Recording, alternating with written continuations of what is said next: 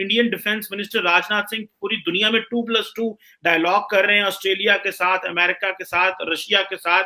तो तारड़ साहब, हमारी प्रायोरिटीज क्या हैं? और ये चीज जो हुआ है ये सिर्फ हमारे लॉ इन्फोर्समेंट एजेंसीज में कन्फाइंड होगा? Future infantry soldier defence system, और खास कर ना सिर्फ ये है, मैं दो नए आइडियाज बताना चाह रहा था कि दुनिया कहां जा रही है और हम कहां जा रहे हैं। अभी प्राइम मिनिस्टर ऑफ पाकिस्तान ने ऑस्ट्रेलिया के फॉरेन जो है एम्बेसडर से मुलाकात की और कहा कि जी हम जो है वो इंडिया से अच्छे ताल्लुकात चाहते हैं। खान साहब ने जब बारी बारी करके आपके सारे फॉरेन रिलेशन खत्म कराए, आपके सऊदी अरेबिया के साथ, टर्की के साथ, इंडोनेशिया के साथ, चाइना के साथ। कहने की बात यह है कि व्हाट यूनाइट्स अस, तो हमारा जो तिरंगा है उसको मुसलमान भी हाथ में लेके घूमेगा, उसमें हिंदू भी हाथ में लेके घूमेगा। ये कॉमनैलिटी है। पाकिस्तान में तो हमें पता ही नहीं हमारे डिफेंस मिनिस्टर का नाम क्या है। तारड़ साहब, मैं देख रहा था कि इंडिया के जो डिफेंस मिनिस्टर हैं राजनाथ सिंह साहब, वो इंडियन आर्मी को जो है वो फ्यूचर इन्फेंट्री सोल्जर सिस्टम जो है वो दे रहे हैं, और पाकिस्तान में तो हमें पता ही नहीं हमारे डिफेंस मिनिस्टर का नाम क्या है। और पाकिस्तान में तो ये नहीं पता कि ये जो है वो हमारे डिफेंस मिनिस्टर ने कभी कोई इस तरह की बड़ी जो स्ट्रेटेजिक लेवल पे फौज को चीजें देने की बात हो। अब फॉर एग्जांपल ये AK-203 असॉल्ट राइफल है, रशिया से ले रहे हैं, वो पूरी दुनिया में जा रहे हों। Indian defence minister Rajnath Singh पूरी दुनिया में 2+2 डायलॉग कर रहे हैं, ऑस्ट्रेलिया के साथ, अमेरिका के साथ, रशिया के साथ। तो तारड़ साहब, हमारी प्रायोरिटीज क्या हैं, इस पे जरा फोकस करें। हमारे डिफेंस मिनिस्टर क्यों नहीं इन चीजों को सीरियस लेते? वो क्यों नहीं फोरफ्रंट पे आके मुल्क के दिफा में बात करते? चीमा साहब, यही तो एक अलमिया मैं डिस्कस करना चाह रहा था कि हमारी आज से 2 साल पहले जो सबसे ज्यादा पॉपुलर चीज थी रहीम शाह की टिकटॉक चीजें और इस तरह की चीजें मशहूर थी, और वो चैलेंज करती थी कि सारी कैबिनेट जो है 2 साल पहले उन सब की वीडियोस में उनकी जान, सारी कैबिनेट की जान जो है मेरे मोबाइल फोन के अंदर है। 2 चीजें मैं बताना चाहूंगा खास कर। जब पाकिस्तान में आप जिना सेंटर के अंदर आप नाच गाने की महफिलें कर रहे थे, उसके बाद जिस तरीके से आप पंजाब गवर्नमेंट के पैसे जो है वो सरकारी उड़ा रहे थे लाहौर में, तो उस वक्त आपके पड़ोस में क्या हो रहा था, मैं थोड़ा सा ये बताना चाहूंगा कि 16 अगस्त को उनके डिफेंस मिनिस्टर राजनाथ सिंह साहब ने एक आइटम जो दिया है, उनकी आर्मी को अपग्रेड किया है, और जिन चीजों पे खासकर उन्होंने 3 उसके पॉइंट उन्होंने खासकर उस पे उन्होंने उसको देखने की कोशिश की।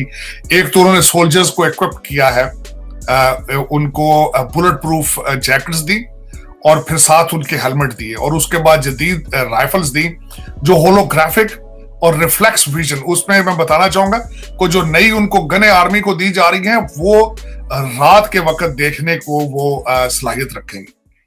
और उसके बाद जो उससे बड़ी बात, जो कम्युनिकेशन उन्होंने जो सबसे बड़ी जो इंप्रूव की है कि उनका हर सोल्जर जो होगा उसको रियल टाइम डाटा मुयसर होगा regardless wherever he is.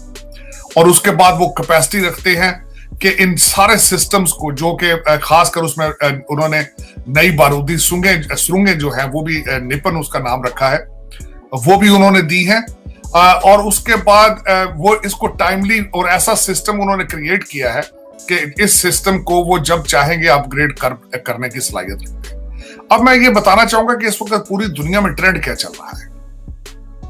पूरी दुनिया में ट्रेंड ये चल रहा है इस वक्त नंबर ऑफ सोल्जर्स पे तवज्जो नहीं दी जा रही। नंबर ऑफ सोल्जर्स, जब आपकी लार्जर आर्मी होती है, जिस तरह की भारत की आर्मी जो है वो तकरीबन 12,29,000 उनके फौजी हैं। अब सबसे बड़ा प्रेशर ये आता है कि उन फौजियों को तनख्वाहें देनी होती है, उनकी पेंशन्स, उनकी मराहत जो उनको दी जाती है मराहत, उस पर पैसा बड़ा खर्च आता है। अब इस वक्त दुनिया में ट्रेंड ये है कि फौजें कम की जाए लेकिन उन पर टेक्नोलॉजी पे जोर दिया जाए, उनको अच्छे तरीके से इक्विप किया जाए। इस वक्त अगर 12,29,000 नंबर्स देखे जाए तो इस वक्त तकरीबन उनके 97,000 पोजीशनें खाली हैं इंडियन आर्मी में। उनकी एवरेज है कि तकरीबन 60,000 फौजी पर साल वो भर्ती करते हैं। अब इस वक्त जो बिलखसूस मेरी जो तवज्जो इस बात पे थी कि जब वो अपने आप को इक्विप कर रहे हैं अगेंस्ट चाइना, लेकिन जब चाइना के खिलाफ वो अपने आप को इक्विप कर रहे हैं तो अल्टीमेटली डायरेक्टली उनकी जो थ्रेट है वो दूसरी पाकिस्तान की तरफ की है।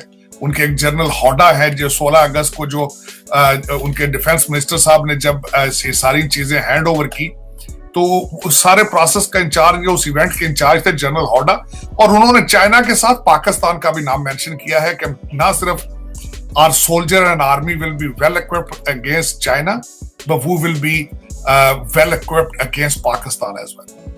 अब उसमें मुझे तशवीश इस चीज की है कि आप बैंकरप्सी की तरफ जा रहे हैं, आप करप्शन में लूट मार में बिजी हैं, आप अपने इस्लामाबाद के अंदर मुजरों में बिजी हैं, आपके इस्लामाबाद, आपके लाहौर में आपका एक जो है वो इस्लामिक रेवोल्यूशन लाना चाहता है, वो कहता है ये सियासत नहीं, मैं जिहाद कर रहा हूं।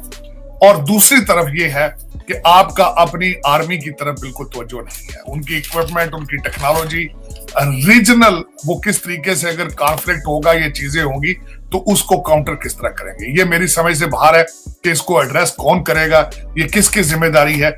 इस वक्त मेरी नजर में वैसे भी आपकी स्टेट जो है, state of Pakistan, cruise control पे है, लॉ एंड ऑर्डर के हालात वहां बिल्कुल ना होने के बराबर है।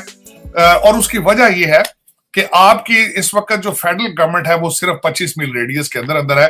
आपके वजीर आजम को मैं इस वक्त वजीर आजम नहीं कहूंगा, उनका नया टाइटल होना चाहिए कि चीफ मिनिस्टर ऑफ इस्लामाबाद, क्योंकि उन्हें खुद नहीं पता कि मेरी जॉब डिस्क्रिप्शन क्या है।